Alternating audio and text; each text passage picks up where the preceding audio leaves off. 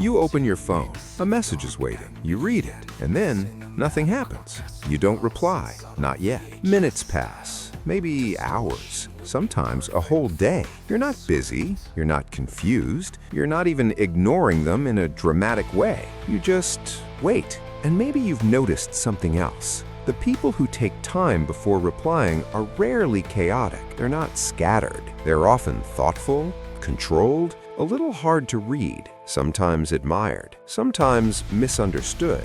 People assume things about them. They're playing games. They think they're too important. They don't care that much. But the truth is quieter and more interesting, because taking time before replying isn't just a habit. It's a psychological signal about boundaries, identity, emotional processing, and how someone experiences social pressure. So if this is you, or someone you can't quite figure out, let's talk about what's really going on beneath that unread message. Because once you see it, you can't unsee it. First, picture this. Someone sends you a message that's emotionally loaded, not dramatic, just weighty. A question, an invitation, a subtle expectation hiding between the lines. You read it, feel the pull to respond quickly, and resist it. Not because you don't care, because you care too precisely. This is the first profile, the internal processor. These people don't reply fast because their mind doesn't move fast in social situations.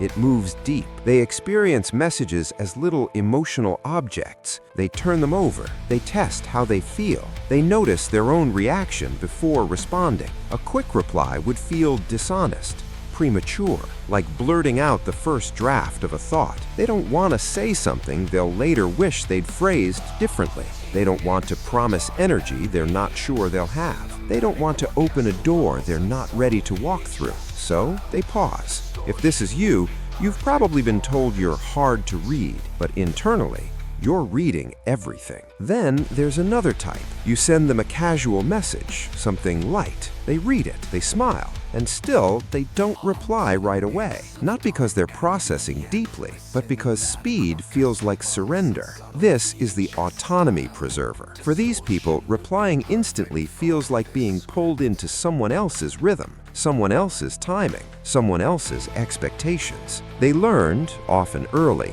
that being too available turns into being taken for granted, so they built a buffer. Taking time before replying isn't manipulation. It's a way of saying, I decide when I engage. They don't want to be reactive. They want to be intentional. If this resonates, you might notice something else about yourself. You don't like being rushed emotionally. You don't like conversations that assume access to you. You feel calmer when you move at your own pace, even if it confuses others. Then there's a softer, more vulnerable pattern. You get a message. You know exactly what to say. You even type it and delete it. This is the emotional calibrator. These people are highly attuned to tone, implication, and social risk. They know a reply isn't just words. It's positioning. What will this response imply? Will it escalate the relationship? Will it invite more interaction than they can handle? Will it be misunderstood? So they wait, not to punish, but to regulate their emotional exposure. Often these people grew up in environments where small social missteps had big emotional consequences. They learned that timing matters, that silence can be safer than speed. If this is you, you're not cold, you're cautious with your emotional energy. Now here's where things get interesting. There's a group that takes time before replying not because they're unsure, but because they're protective. They've been the fast replier before. They've been the one who responded instantly, explained everything, filled every silence, and it cost them. They noticed a pattern. The faster they replied, the more others leaned. The more they leaned, the less space there was for themselves. So they changed. This is the boundary learner. Their delayed replies are a correction, a recalibration, a quiet rebellion against over-availability. They're teaching themselves and others that their attention is not automatic, that connection should breathe. If you recognize yourself here, you probably don't delay every message, only the ones that feel like they could drain you if you answered too fast. And then there's a profile people rarely talk about, the ones who delay replies because they're transitioning. You message them, they take time. not because of you, but because of who they're becoming. This is the identity shifter. They're in a phase where old versions of themselves don't quite fit anymore. They're reassessing relationships, roles, expectations. Replying quickly would pull them back into a version of themselves they're quietly outgrowing. So they pause, not to be distant, but to be accurate. They want their responses to come from who they are now, not who they were expected to be. If this is you, you might feel slightly out of sync with people lately. Not disconnected, just evolving. And now for the twist. People who take time before replying are often misunderstood as indifferent, but psychologically, many of them are highly sensitive to connection. They understand that communication sets pace, that speed creates momentum, that once you reply, you've entered a social contract, even if it's unspoken. So they don't rush, because rushing feels like giving away control over their inner life. And here's something subtle but important. Fast repliers often manage anxiety by responding quickly.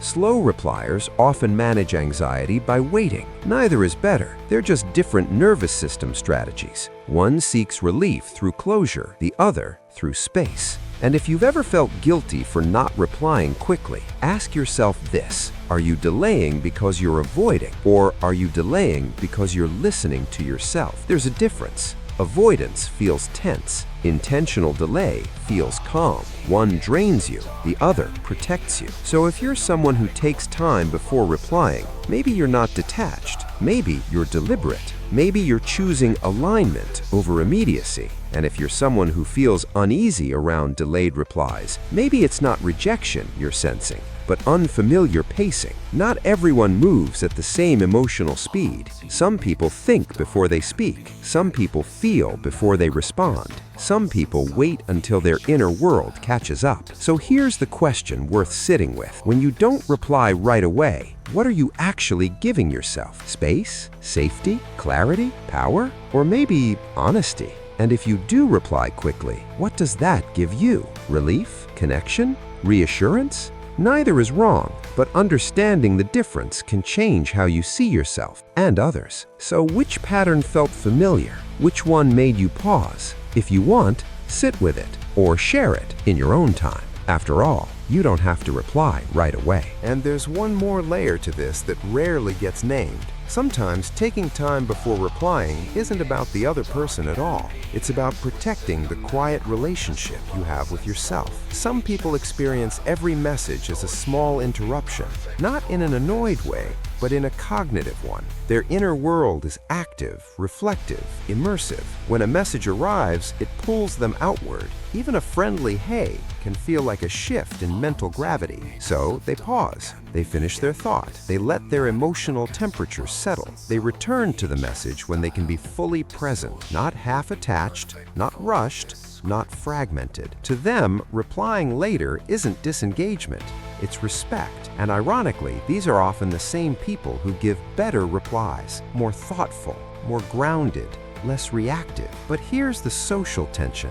Modern communication quietly rewards speed. Typing bubbles, read receipts, online indicators, they all whisper the same thing: availability equals care. So when someone breaks that rhythm, even gently, it stands out, and anything that stands out gets interpreted. Some people project insecurity onto it. Some project power dynamics. Some project rejection. Very few pause to ask, what if this person just moves differently? This is why delayed replies can feel like a mirror. They reflect our own relationship with control, closeness, and certainty. If you feel anxious waiting for a reply, it doesn't mean you're needy. It might mean you value connection and clarity. If you feel calm delaying a reply, it doesn't mean you're cold. It might mean you value autonomy and emotional accuracy. The friction comes when these two styles meet without understanding each other. One side thinks, why wait? The other thinks, why rush?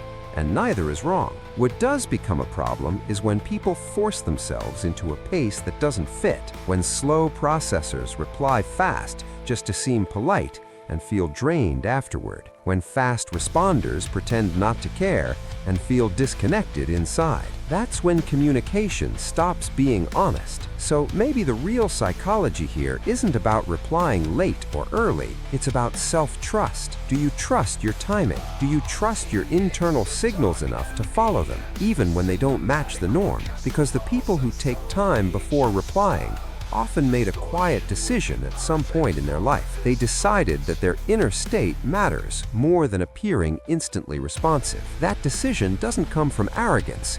It usually comes from experience. Experience with burnout, with overgiving, with conversations that moved faster than their capacity. So they slowed down, not dramatically, not with announcements, just subtly. And if that's you, here's something worth remembering. You don't owe immediacy. You owe honesty, and honesty sometimes needs space. So the next time you read a message and feel that familiar pause, don't rush to judge yourself. Ask instead, what is this pause protecting? Your energy? Your clarity? Your sense of self? And if you're on the other side, waiting for someone's reply, maybe ask a different question too. Not why aren't they answering, but what pace do they live at? Understanding that can soften a lot of silence. So which of these patterns felt closest to you? Are you the processor, the boundary keeper, calibrator, the shifter, or some quiet mix of all of them? Sit with it, and if you want to share, share thoughtfully in your own time. After all, you already know there's no need to reply right away.